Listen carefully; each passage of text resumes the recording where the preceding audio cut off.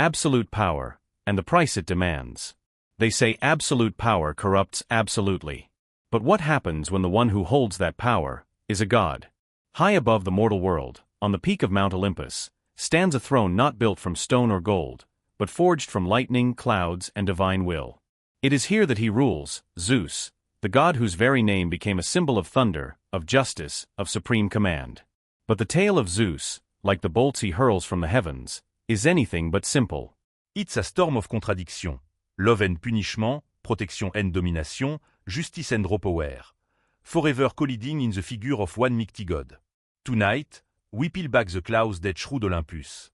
To uncover the legacy of a ruler who shaped the fate of gods and men alike. A god revered, feared, and questioned through the ages. This is not just a story of triumph and strength. It's a story of cracks in legend, in loyalty, and even in divinity itself. Join me as we step into the storm, and meet Zeus, king of the gods. Zeus was not the first god, but he would be the last standing. Long before Zeus ruled the heavens, there was Cronus. A titan, immense in power, yet fragile in fear. For Cronus had overthrown his own father Uranus, and the prophecy of Gaia warned him, "Your own child will do the same to you." And so, fear became hunger. Each time his wife, Rhea, gave birth, Cronus swallowed the child whole. Hestia, Demeter, Hera, Hades, Poseidon. Each name, a god erased before they could speak it. But when the last child was born, Rhea made a choice. She could no longer bear to see her children devoured by fate. She hid the newborn Zeus away, deep in a cave on the island of Crete. There, under the watch of sacred warriors and echoing bronze drums, he grew. Not as a mortal child, but as a secret flame waiting to ignite. Years passed. And when Zeus came of age, he did not return as a boy, he returned as a reckoning. With cunning, he tricked Cronus into drinking a potion that forced him to vomit up Zeus' brothers and sisters, still alive, reborn into the world. And then came Titanomachy, the war of gods and titans. The heavens trembled. Mountains fell. Oceans roared. For 10 years, chaos reigned. But when the dust cleared, it was Zeus who stood above all. Cronus was cast down into the abyss of Tartarus. The old world had fallen. And from its ashes, a new order was carved. Zeus claimed the sky. Poseidon took the seas.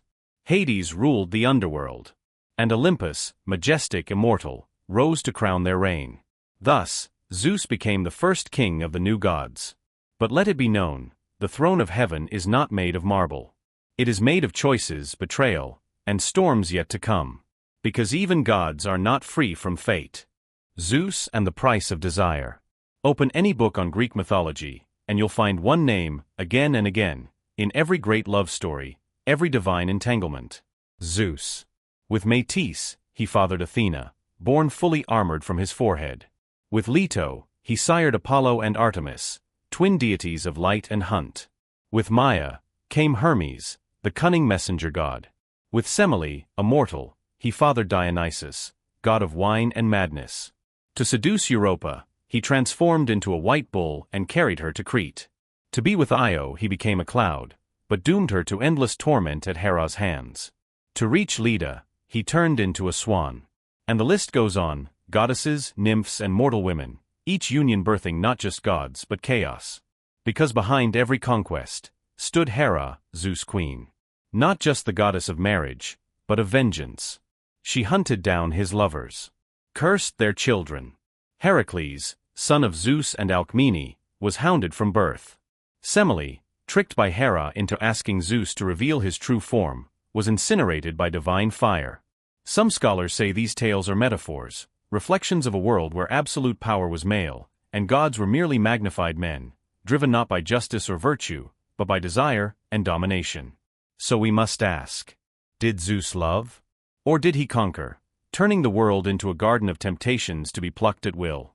In the end, perhaps Zeus didn't just wield thunder. He wielded longing, and the devastation it left behind. Zeus, the storm behind the throne. Even the king of Olympus was not untouchable. Once, his own wife Hera led a rebellion against him. The gods, fed up with his rule, chained Zeus in golden fetters as he slept. And had it not been for Thetis, who summoned Briareus, the hundred-handed giant. To free him, Zeus might have lost his throne before his legend even began. Then there was Prometheus, the titan who defied Olympus by stealing fire for humanity. In rage, Zeus chained him to a desolate rock, where an eagle tore at his liver day after day, punishment without end. Even Hades, Zeus's own brother and ruler of the underworld, kept his distance. In some tales, he harbored resentment, given a kingdom of shadows, isolated from Olympus, and unloved by mortals. Not even his beloved daughter, Athena, was beyond conflict. There were moments, sharp and unforgettable, where father and daughter stood on opposite sides of divine debate. Zeus was more than a ruler, he was the eye of Olympus's storm. A god around whom loyalty and betrayal, affection and rivalry, order and chaos spun endlessly like constellations in motion. Under his watch, both heaven and earth existed in a fragile balance. And all it would take was a single bolt thrown in anger to shatter it all. Zeus, keeper of justice, or the hand that wrote the law. Zeus is often called the keeper of cosmic order. But whose order was it, really? He once drowned an entire generation of humankind in a great flood, because they were too noisy. He turned Lycaon into a wolf for daring to test divine power.